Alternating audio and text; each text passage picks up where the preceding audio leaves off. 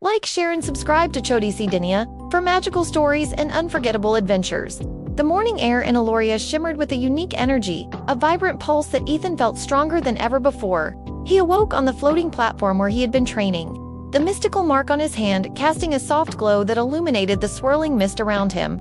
Lena, his mentor, stood nearby, her staff emitting a faint light, her expression etched with seriousness.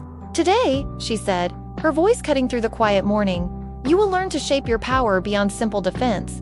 You must learn to summon, control, and command it.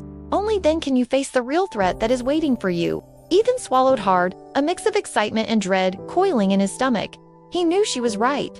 The Seekers had been growing bolder lately, their shadowy movements hinting at a plan far more dangerous and sinister than he had initially imagined.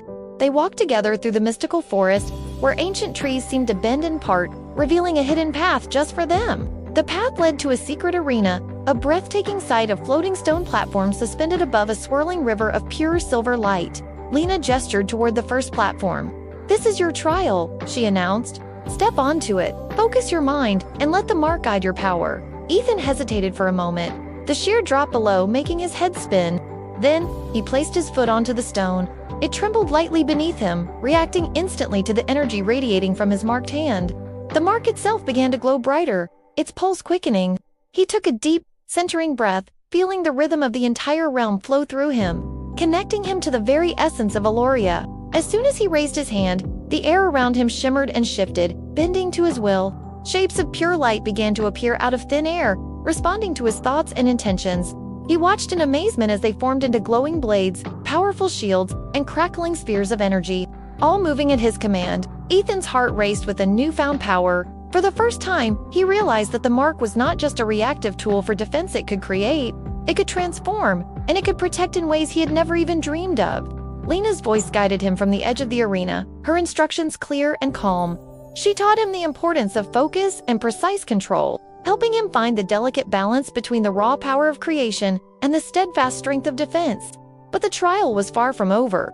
Just as he was beginning to master his new abilities, the platforms began to tremble violently. From the dark shadows gathering above, the Seekers descended upon the arena, their eyes glowing with a malevolent red light and their forms twisting in an unnatural, disturbing way. "So, he has learned to shape the light," their leader hissed, his voice echoing through the open space filled with contempt. "We will see how long it lasts." Without a second thought, Ethan's glowing shields formed instinctively around him.